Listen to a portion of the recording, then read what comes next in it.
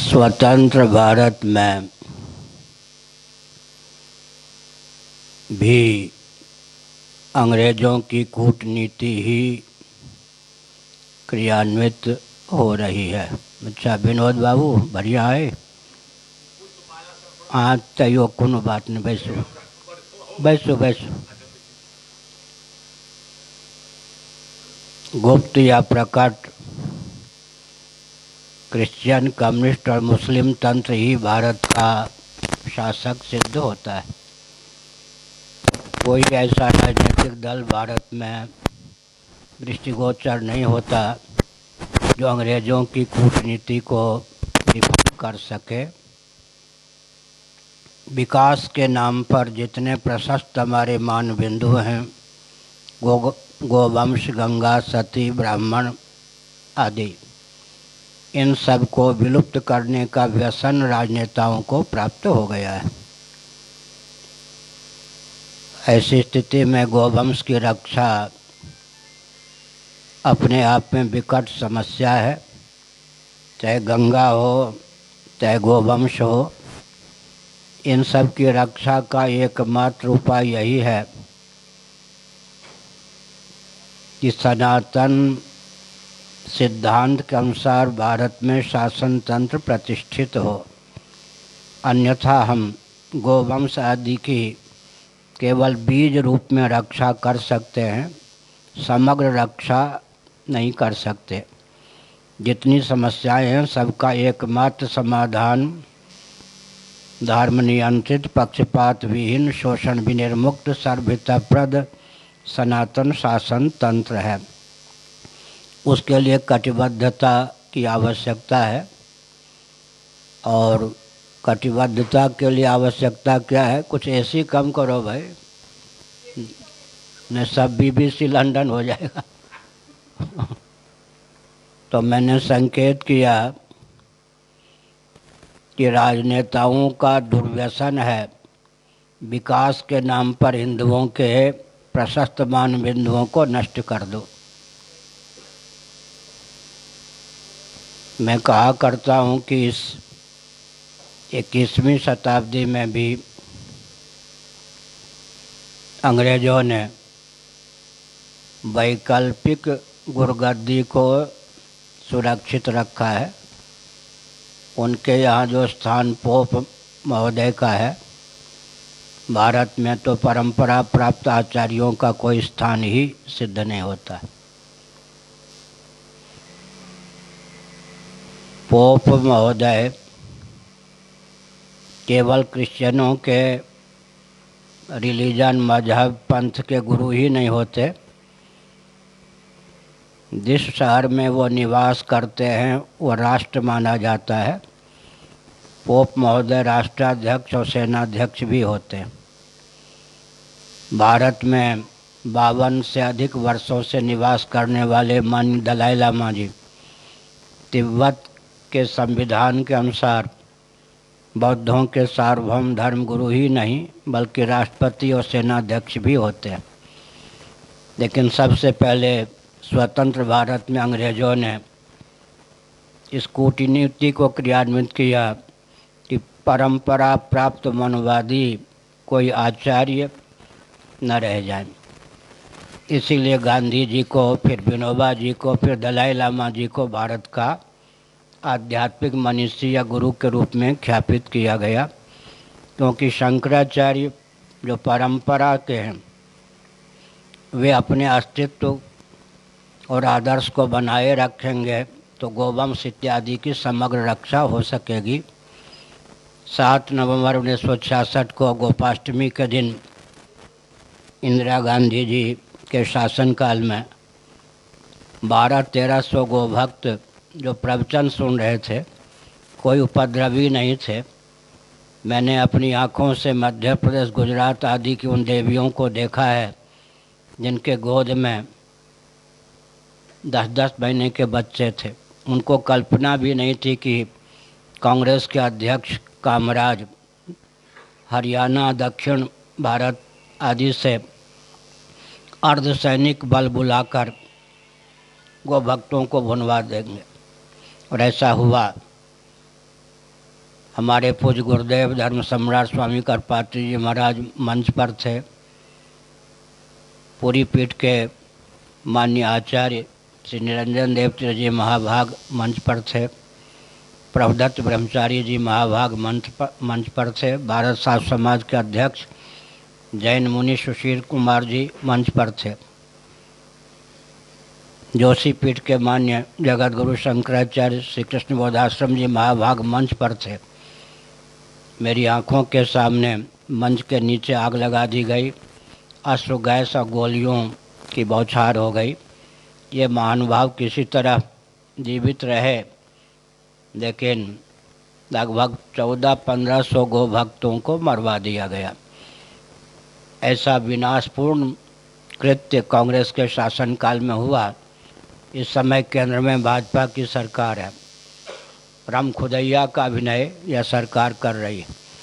कहीं गो भक्ति की बात करती है तो कहीं गो हत्या को प्रोत्साहित करती है। इसलिए इससे भी आशा नहीं की जा सकती कि यह गोवंश की रक्षा का मार्ग ठीक से प्रशस्त कर सके। मैंने पहले ही संकेत किया कि जितने हमारे प्रशस्त मानबिंदु हैं उनमें सबसे पहला स्थान गोवंश का है। कल भी मैंने प्रवचन में कहा था, गोभिर विप्रैश्च वेदैश्च सतीभिः सत्यवादिभिः अलुब्धैर दानशीलैश्च सप्तभिर धार्यते मही। पृथ्वी के धारक यज्ञ के संपादक 7 तत्वों में सबसे पहला स्थान गोवंश का है। बिहार की यात्रा भी हमने की, वहाँ तो देसी गाय का दर्शन ही नहीं होता। जर्सी, देसी गाय के नाम पर जर्सी। धीरे धीरे गोवंश को विकृत किया जा रहा है, दूषित किया जा रहा है और गाजर मूली की तरह ईद बकरीद और कत्ल खानों के माध्यम से नष्ट किया जा रहा है। राजनेताओं का दुर्व्यसन है गोवंश की हत्या।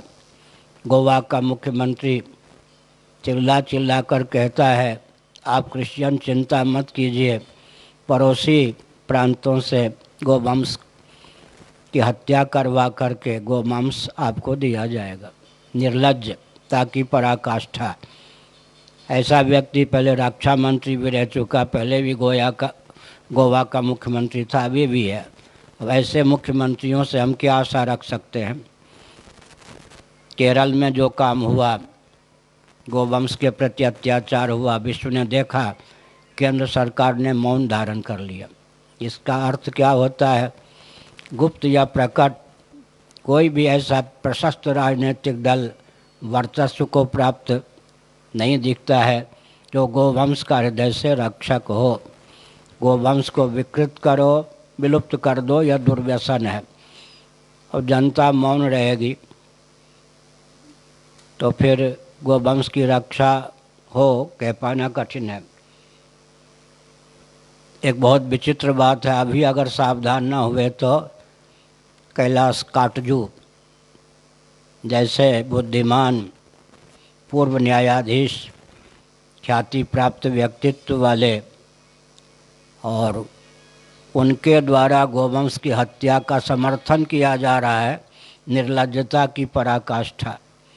हमारे पूर्वजों ने सोचा होगा कि उनकी संतान गोहत्या का मुखर होकर समर्थन करेगी। आरएसएस अंतर्जातीय विवाह का प्रचार कर रहा है, माने हिंदुओं को वर्ण संकर कर्म संकर बनाने का अभियान चलाए हुए। किससे आशा की जा सकती है? इसके पीछे मूल कारण क्या है? किसी का मस्तिष्क खरीद लिया जाए तो फिर होगा क्या? जो शिक्षा पद्धति मेकाले ने क्रियान्वित की, उसको प्रशस्त किया स्वतंत्र भारत के प्रधानमंत्रियों ने, उस शिक्षा पद्धति के कारण जैसा मस्तिष्क हिंदुओं का बन चुका है, उस मस्तिष्क से गोवंश की रक्षा हो ही नहीं सकती। हिंदू हिंदू कहता कहता व्यक्ति हिंदुओं का घातक सिद्ध हो जाता है। हमारे हृदय को ही, मस्तिष्क को ही खरीद लिया अंग्रेजों ने। हमारे पास अपना हृदय कहाँ है? जो प्रबल योगा भ्रष्ट या कारक कोटि के महानुभाव हैं या माता पिता पूर्व जन्म के प्रभाव से जिनका संस्कार अभी सुरक्षित है, वो करोड़ों में एक कोई हिंदू है। नहीं तो स्थिति यह है कि आप विचार क्या कीजिएगा। गाढ़ी नींद आपको प्राप्त होती है, उसमें स्वप्न भी कभी कभी आता है। स्वप्न में वह घटना घट ही नहीं सकती है जिसको देखने की क्षमता मन में न हो। अंतर्योग्यता का परित्याग करके कोई स्वप्न में घटना घट ही नहीं सकती। इसी प्रकार व्यक्ति जिस प्रकार की उसे शिक्षा प्राप्त है, उस शिक्षा की सीमा का अतिक्रमण करके संकल्प ही नहीं कर सकता है।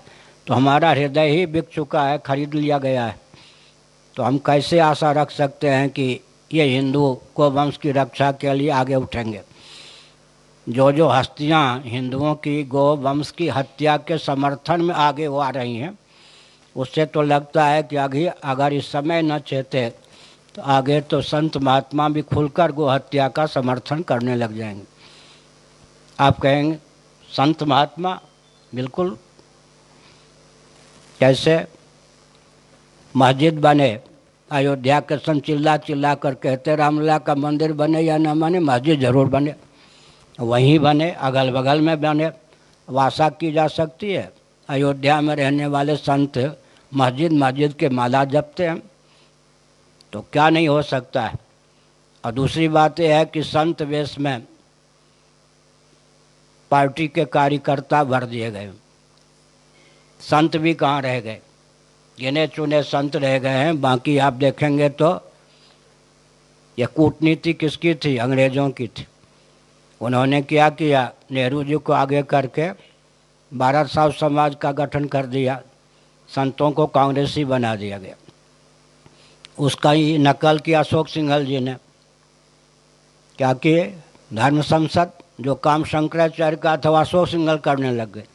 धर्म संसद बना करके चारों कुंभों पर अधिकार कर लिया विश्व हिंदू परिषद के सदस्यों ने। जो उस मंच पर बैठ जाए वो शंकराचार्य हो जाए। शंकराचार्य भी नकली बनाने लग गए। अब जब शंकराचार्य भी नकली, तो अब समझ लीजिए घी भी नकली, मसाला भी नकली, शंकराचार्य भी नकली, फिर होगा क्या? तो परिस्थिति यह हो गई कि विश्व हिंदू परिषद के मंच पर जो बैठ जाए वो शंकराचार्य। मुझे मालूम है 50 साल पहले कर्ण सिंह, डॉक्टर कर्ण सिंह को शंकराचार्य कह के प्रख्यापित किया गया। पेंट पैजामा वाले कर्ण सिंह, मेरे परिचित ने कर्ण सिंह, सिरोही राजस्थान में मिले थे। एक गृहस्थ, उनको भी शंकराचार्य के रूप में विश्व हिंदू परिषद ने ख्यापित किया। किससे आशा रखेंगे कि आंसू पोंछेगा? ऐसी स्थिति में बहुत वेदना है हमको। हम तो 57 साल हो गए इस वेश में, 60 से इस वेश में आए, 60 से इधर हैं। भारत हम छोड़ रहे थे कि नेपाल जाएंगे 50 साल पहले। जिस देश में गोवंश की हत्या होती है उस देश में नहीं रहेंगे। लेकिन मन में हुआ कि परंपरा से भारतीय हो, नेपाल में चले जाओगे तो भारत के गोवंश की हत्या का विरोध कौन करेगा, इसलिए नेपाल जाने से रुका। अब तो नेपाल में भी जैसा शासन तंत्र बना, उससे आशा नहीं की जा सकती कि गोवंश की रक्षा वहाँ भी होगी। गो हत्यारों का तांडव नृत्य है। इस परिस्थिति में बहुत गंभीरतापूर्वक विचार करने की आवश्यकता है। और हम चुपचाप हैं ऐसा भी नहीं है, अंदर बाहर हर दृष्टि से व्यूहरचना कर रहे हैं। और राजनेता हमको हम पर शिकंजा कसने का प्रयास करते हैं। शिकंजे के गर्भ में चपेट में वो स्वयं आ रहे हैं। इसलिए अधिक समय तक भारत में इस प्रकार का शासन तंत्र नहीं चल सकता है। भारत में वही शासन कर सकेगा कोई दल या व्यक्ति जिसे सनातन मानबिंदुओं की रक्षा का बल और वेग प्राप्त होगा। अन्य कोई भी दल भारत में अधिक समय अब शासन नहीं कर सकेगा। यही हमारा अभियान। और कोई प्रश्न?